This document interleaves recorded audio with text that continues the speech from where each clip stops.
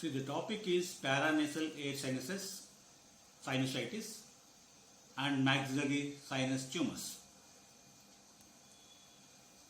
So, the competency we'll be covering is location and functional anatomy of paranasal air sinuses. Coming to functions of paranasal air sinuses.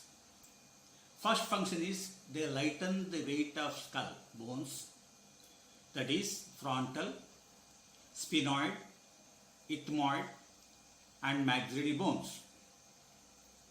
They condition air which we breathe, that is they will cool the air, or they can also warm the air and also add humidity, that is they will be conditioning the air we breathe depending upon the climate, and also make it dust free by collecting the dust in the mucus and subsequently removing it.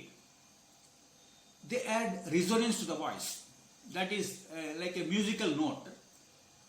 Like resonance is related to the music, and if the notes are correct, the music will be good. Similarly, if our paranasal air sinuses are good, then our voice will be good, that is resonance to the voice. Then they add status to the individual. Status is the presence of paranasal air sinuses changes our status. Initially, if you are going from childhood to adulthood, then there is growth of paranasal sinuses during puberty. That is, after 20-25 years, our status will change and everybody will be calling us Mr. Doctor, something like that. So our status changes. And not only that, it also acts like a mask, like what we are wearing today. So because it is collecting the dust and making it dust free before the air goes into our lungs. So these are some of the functions of the paranasal air sinuses. Paranasal air sinuses develop as outgrowths from nasal cavity by eroding into the surrounding bones. That is, the function of nasal cavity is not sufficient to do all the functions, so they have invaded the other areas which are surrounding the nasal cavity so that they can improve their function.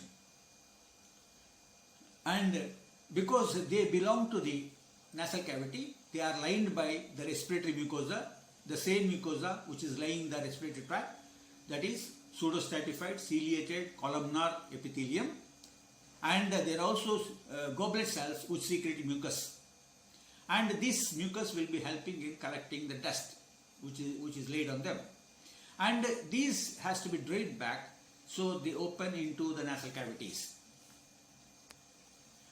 And coming to the number, they are paid and they are located bilaterally, and the paranasal air sinuses are the frontal, you can see it is present in the frontal bone. Then we have maxillary in the cheekbones, then ethmoid. So ethmoid are located in between the upper part of nasal cavity and orbits, then sphenoidal, and the paranasal air sinuses are absent or rudimentary at birth. This is another picture showing the ethmoidal, their location, that is between the upper part of nasal cavity and the orbits on either side. And maxillary, you can see they are located close to the lateral wall of nose. Frontal air sinus. They are posterior to superciliary arches of our forehead. Superciliary arches are prominent in males. Then their lengths are given as 3.2 centimeters, breadth 2.6 centimeters, and height 1.8 centimeter. They have an incomplete septum separating into right and left side, and they open into middle meatus by one infundibulum that extends from frontal air sinus to middle meatus, and they will be opening into middle meatus, hiatus semilunaris. And the blood supply is supraorbital, anterior ethmoidal. Nerve supply is by supraorbital, and lymphatic drainage is into submandibular lymph nodes. Then we will go to ethmoidal. They are actually thin-walled cavities located in the ethmoidal labyrinth. It consists of 3 large or 18 small sinuses. They are located between the upper part of nasal cavity and the orbit. Then there are the 3 groups. Anterior group may consist of 11 number and they open into middle meatus. Then we have middle group. It can be 3 in number and open on the bulla ethmoidalis. Bulla ethmoidalis is an elevation located just above the hiatus semilunaris. Then we have posterior group. They are 1 to 7 in number and they open into superior meatus. Arterial supply includes sphenopalatine, anterior and posterior ethmoidal arteries. Nerve supply is by anterior and posterior ethmoidal nerves, orbital branches of pterygopalatine ganglion. Lymphatic drainage by anterior and middle groups. Anterior and middle groups drain into submandibular lymph nodes, and the posterior group drains into retropharyngeal lymph nodes. Sphenoid. They are paid and they are located in the body of sphenoid. The relations of sphenoid are very important. So sphenoid is related above to the pituitary gland and optic chiasma. Laterally, lateral relations are cavernous sinus, and below and in front are the nasal cavities. The dimensions are: height is 2 centimeters, breadth is 1.8 centimeters, and depth is 2.1 centimeters. So sphenoid opens into sphenoethmoidal recess just above the superior concha. Its arterial supply is posterior ethmoidal artery, lymphatic drainage, retropharyngeal lymph nodes, nerve supply, posterior ethmoidal nerves. Maxillary. It is paid located in the body of maxilla. It is pyramidal in shape. The relations of the maxillary sinus are important. Base or medial wall of maxillary sinus is related to lateral wall of nose. Roof is related above to the orbit. Anterior surface is related in the front to the face. Floor is related to roots of upper molar and premolar teeth. Posterior wall is related behind to infratemporal fossa. Its dimensions are: height is 3.5 centimeters, breadth is 2.5 centimeters, and depth is 3.2 centimeters. The maxillary sinus opens into hiatus semilunaris of middle meatus. Its opening is not in the bottom of the sinus but near the roof of maxillary sinus. Its drainage is poor, leading to most commonly involved sinusitis. Blood vessels include the facial, greater palatine, infraorbital, lymphatic drainage, submandibular lymph nodes, nerve supply, infraorbital, anterior, middle, and posterior, superior alveolar nerves. Then we go to consider another competency, that is anatomical basis of sinusitis and maxillary sinus tumors. Maxillary sinusitis.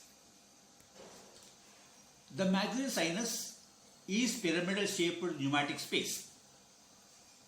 Its base is adjacent to the lateral wall of nasal cavity. It is the largest air sinus. It opens in the middle meatus of nasal cavity with single or multiple openings. Anatomical basis. With evolution, man has attained an erect posture. This is associated with multiple modifications in the body pattern. One such is the higher location of maxillary sinus ostium is one among them. This factor, along with the impedance of mucociliary reaction of the lining mucosa, is the leading cause of obstruction of the ostium. That can be due to infection or loss of cilia that may be due to because of smoke. Sinusitis. Sinusitis is the result of erect posture. The ostium of the maxillary sinus is on the highest part of the medial wall of sinus. In addition, it does not open directly into the nasal fossa, but into the narrow ethmoidal infundibulum, the inflammation of which can further interfere with the drainage.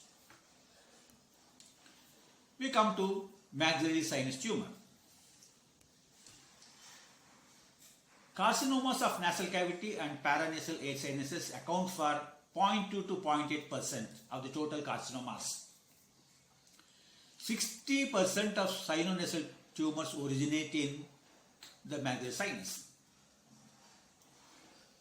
77% malignant tumors arise in maxillary sinus. So that is the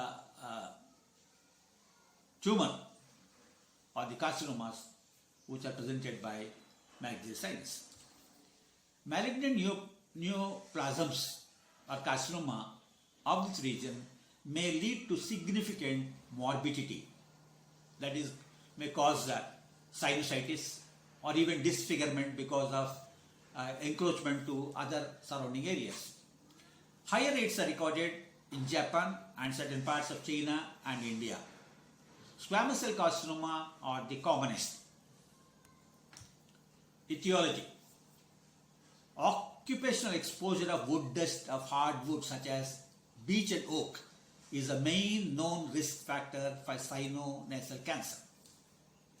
An increased risk of sinonasal cancer has been shown among workers in nickel refining and chromate pigment manufacture, and even formaldehyde is one of the causes of etiology. Imaging. The modern imaging plays a key role in the evaluation of sinonasal tumors. The spread of sinonasal tumors intracranially or into orbit can be delineated with imaging. Spread. The tumors can invade the orbit through the roof of the maxillary sinus. The tumor in the maxillary sinus region may extend into pterygopalatine fossa and infratemporal fossa. Tumors may also spread from sphenoidal sinus region laterally into cavernous sinus. So that is the spread of maxillary sinus tumors. Thank you.